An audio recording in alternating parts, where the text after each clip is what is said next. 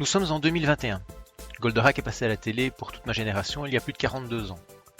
Bien évidemment, ce dessin animé est repassé sur une chaîne belge Ouf TV ou sur la chaîne du câble français Manga. Bien évidemment, on peut trouver tous les épisodes sur DVD ou sur le net, en VF ou en VO.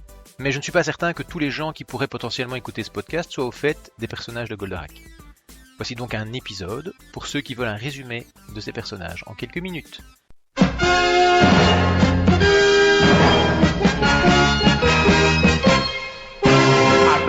Vers nous, prince de l'espace, viens vite, viens nous aider, viens défendre notre terre, elle est en danger.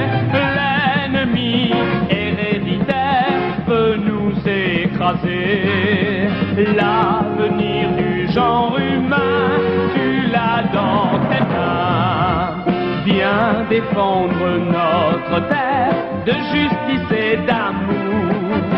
Toi, les chevaliers solitaires, nous t'appelons au secours.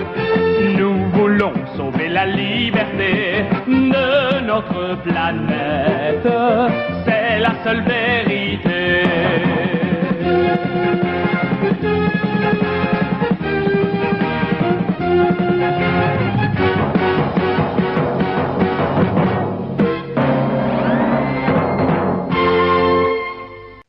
La série comprend un nombre restreint d'acteurs de premier plan, et si une multitude de personnages secondaires défilent en masse tout au long du feuilleton, les protagonistes principaux ne se renouvelleront pas et peu arriveront à s'inviter dans cette série et à y demeurer.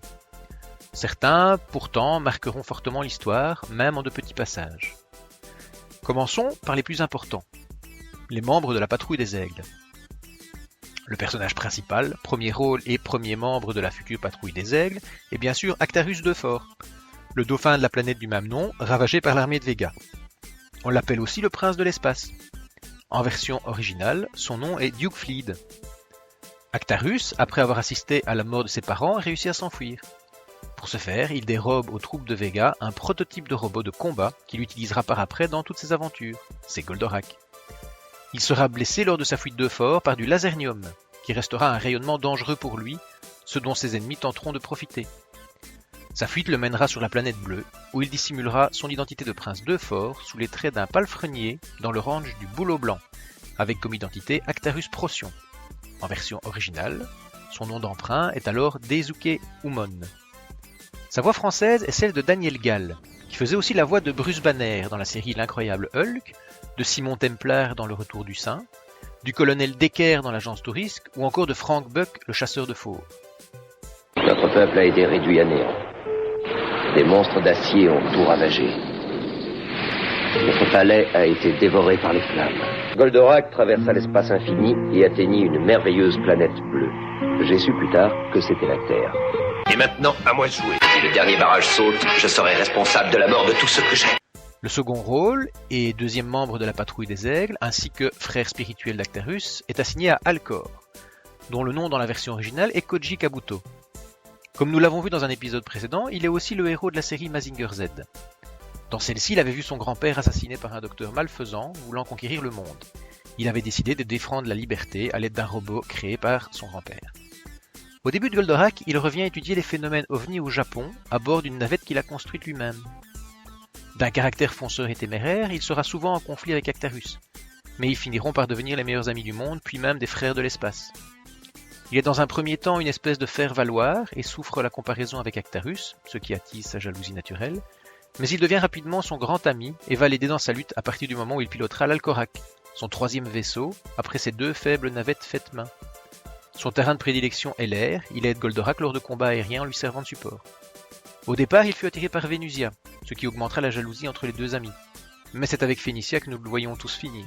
Bien évidemment, nous ne savions pas à l'époque qu'il était amoureux d'une certaine Sayaka, qu'il avait rencontrée dans Mazinger. Sa voix française est celle de Pierre Guillermo, qui était aussi la voix d'Alistair dans Candy, et qui a complètement abandonné le doublage par après. Oh, quelle petite peste! Je te flanquerais une raclée si tu n'étais pas la sœur d'Actarus. Tu veux faire la course? Eh bien, tu vas voir. Aucun homme ne peut rester seul. Notre faiblesse nous contraint à nous unir. Nous dépendons tous les uns des autres. Nous étions bien d'accord? Excusez-moi, professeur. La troisième membre par ordre d'arrivée dans la Patrouille des Aigles est Vénusia. Elle est la fille du patron du ranch où travaille Actarus lorsqu'il ne sauve pas la Terre. Vénusia est, de manière plus ou moins discrète, amoureuse d'Actarus, et n'est au début de l'histoire pas au courant qu'il mène une double vie. En version originale, son nom est Hikaru Makiba. Au cours de l'histoire, son personnage va évoluer de jeune fille coincée entre l'école et le ranch pour prendre de l'assurance. Après avoir découvert la véritable identité de son prince et avoir vu ses capacités physiques se développer à la suite d'une transfusion de sang de celui-ci, elle se joindra à lui et à Alcor pour défendre la Terre contre les envahisseurs de Vega.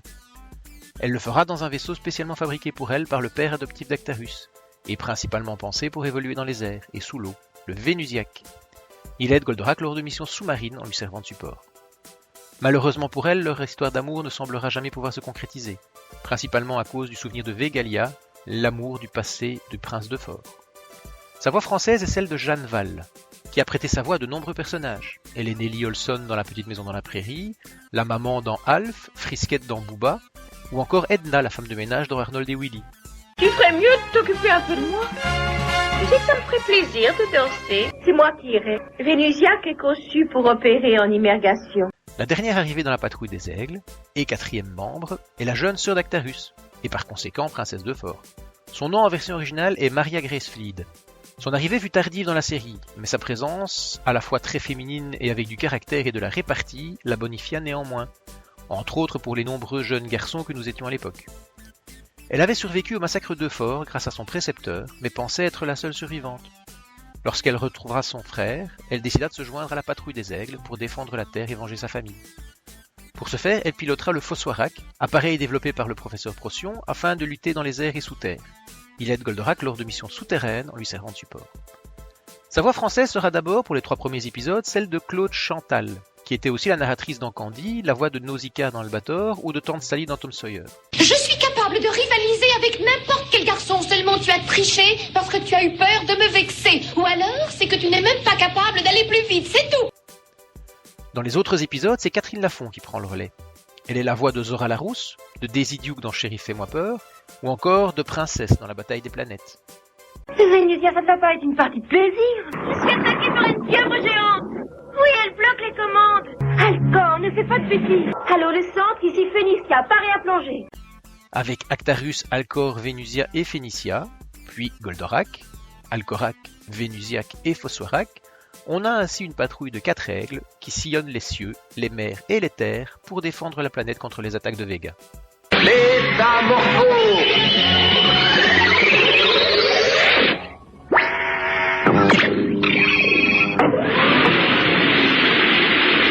Goldorak, go! Parlez pour le décollage. Fossoirak. Attends, c'est moi qui commande quand Actarus n'est pas là. Attrape-moi si tu peux. Alcorak, go! Vénusiac, go.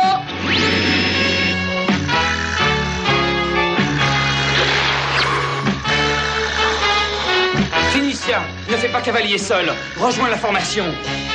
Tous ces appareils sont construits, stockés, réparés et entretenus au centre de recherche sur les phénomènes spatiaux qui se trouve sous la direction du professeur Procyon. Parlons donc maintenant de la famille de nos héros. Professeur Procyon est le père adoptif d'Actarus. C'est un homme de science et de cœur. Il a recueilli et adopté le prince de Fort sur Terre tout en gardant le secret sur sa véritable identité. De la même manière, il prendra sous son aile Alcor, ce qui permettra aux 2 amis de devenir les frères de l'espace, et ceci de manière un peu plus concrète. D'une nature pacifique, il va peu à peu voir sa participation s'accroître dans la guerre que se livre Vega, son fils et son équipe, et voir son centre devenir une base secrète aux nombreuses sorties pour Goldorak et la patrouille des aigles.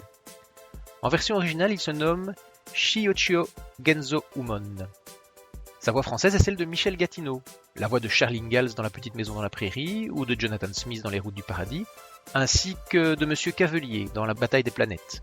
Actarus vient de la planète Euphor, qui était située dans la nébuleuse de Vega. On l'appelait le prince de l'espace. Une seconde. Il est dangereux de plonger sans savoir où l'on va. Explorez d'abord les fonds avec le sous-marin de poche. Le propriétaire du ranch où travaille Actarus, ainsi que des terres sur lesquelles est construit le laboratoire du professeur Procyon, se nomme Rigel. Il a 2 enfants, Vénusia dont nous avons déjà parlé, et Mizar. Son ranch sert de résidence à la majorité de nos héros. Au début de la série, Rigel est un ovnifile convaincu. Il ne rêve que d'une chose, accueillir des extraterrestres. Avec le temps, il se rendra compte que tous les extraterrestres ne sont pas remplis de bonnes intentions, et il aidera avec ses faibles moyens à lutter contre l'envahisseur. Son nom en version originale est Danby Makiba. Sa voix française est celle de Jacques Ferrière. Jacques Ferrière sera une des voix de Calonne dans Capitaine Flamme. Il est aussi le sergent de Hong Kong Foufou, le narrateur de l'Oiseau Bleu ou encore Skeletor dans Les Maîtres de l'Univers. Les professions précieront que cela vous apporte la joie et le bonheur toute l'année. Ah, ils ont vu à qui ils avaient affaire et ils se sont enfuis comme des lâches. Le fils de Rigel et frère de Vénusia s'appelle Mizar, soit Hikaru Makiba en japonais. C'est un petit garçon débrouillard et sympathique, bien que souvent trop curieux. Il aime taquiner sa sœur au sujet des sentiments qu'elle a envers Actarus. Il admire d'ailleurs beaucoup celui-ci qu'il considère comme un grand frère. Sa voix française est celle d'une femme, Marcelle Lajeunesse, qui fera aussi la voix de Huckleberry Finn dans Tom Sawyer ou de Cudot dans Nils Holgersson. Oh, c'est épouvantable! Papa, réveille-toi! Non, réveille-toi, bon sang! Mais il est bloqué sous l'eau par un Golgoth. Goldorak aussi, il est bloqué avec elle. Passons maintenant aux ennemis de Goldorak. Commençons par le chef des méchants, le grand stratégaire appelé aussi Vega. C'est un dictateur mégalomane dont l'ambition est de conquérir tous les mondes habités de l'univers. Depuis la planète Stikades, il surveille les hommes qui, en poste avancé sur notre lune, tentent de conquérir la Terre pour lui. Il est le père de Vegalia, qui fut jadis la fiancée d'Actarus. Sa voix française est celle de Jacques Berthier, qui est aussi la voix de Perry Mason, du commandant Monastario dans Zorro ou encore le narrateur dans Ixor. Ne discute pas, c'est un de nos meilleurs techniciens. Il est le grand maître du centre de nos recherches scientifiques. En conséquence, c'est à toi que revient le poste de commandant du camp de la Lune Noire. Le commandement du camp de la Lune Noire, le poste avancé, a été confié à Minos, Gandalf en VO, et Minas, Lady Gandalf en VO. Deux êtres habitant le même corps. Le premier est un homme d'une grande loyauté, qui possède une foi totale dans la puissance des armées qu'il commande, ce qui n'est pas le cas de la seconde, une femme rusée et diabolique qui ne conçoit l'action d'un robot que comme le dernier stade d'un plan conçu minutieusement. Ces deux personnages ne sont pas les deux facettes d'un même être, mais bien deux esprits indépendants dans un seul corps. Aussi différents qu'ils sont complémentaires, ils n'ont donc pas du tout la même vision des choses. La voix française de Minos est celle de Jean-Claude Michel, qui est également la voix de Jim Phelps dans Mission Impossible, du narrateur dans Spectreman, ou encore Blake Carrington dans Dynasty. Quant à Minas, sa voix est celle de Paul Emmanuel, qui est aussi la voix de la mère supérieure dans Candy ou la reine Sylvidra dans Albator. Comment peut-on être battu par Actarus quand on commande les armées de Vega? Espérons seulement que ça réussira.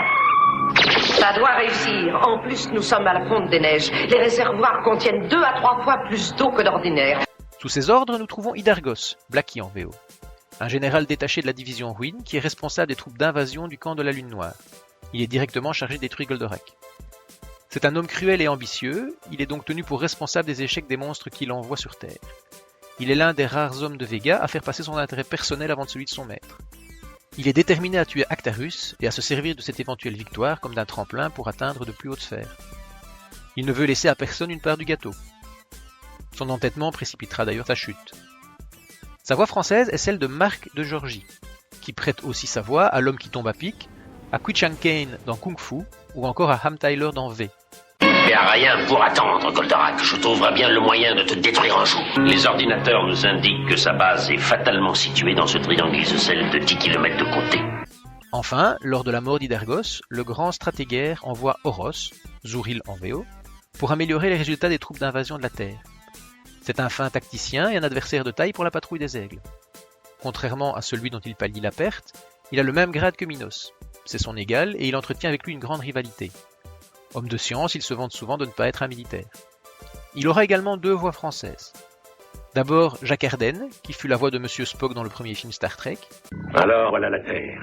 Quelle merveilleuse planète. Il faut qu'elle nous appartienne. Ce sera une base de départ fantastique pour la conquête des autres galaxies. Une bonne guerre ne se gagne pas uniquement par les armes. Il faut investir le camp ennemi et installer des bases de départ. C'est l'ABC de toute bonne stratégie. Ensuite, Henry Janik, qui était la voix de Lou Grant dans la série du même nom, Kojak dans la série du même nom, ou encore Barracuda dans l'agence Tourisk. Bon sang, on les avait presque. Qu'ils viennent, nous allons le recevoir avec tous les honneurs dus à son rang. Goldorak perd 50% de ses pouvoirs en plongée. C'est une excellente occasion. Nous avons une chance d'en finir avec lui. Voilà, en quelques minutes, je vous ai un peu présenté les différents personnages que vous pouvez retrouver dans la série Goldorak. Ainsi, vous avez déjà un point de départ pour regarder des épisodes si vous ne les regardez pas tous dans l'ordre. Voilà pour cet épisode. Plus d'informations lors d'un prochain numéro. Au revoir. Goldorak! Goldorak! Va combattre ton ennemi, il est moins vaillant que toi. Goldorak pour notre vie, je suis sûr que tu vaincras. Toi, le prince de l'espace, le champion de la terre, tu vas sauver notre race, nous redonner la lumière.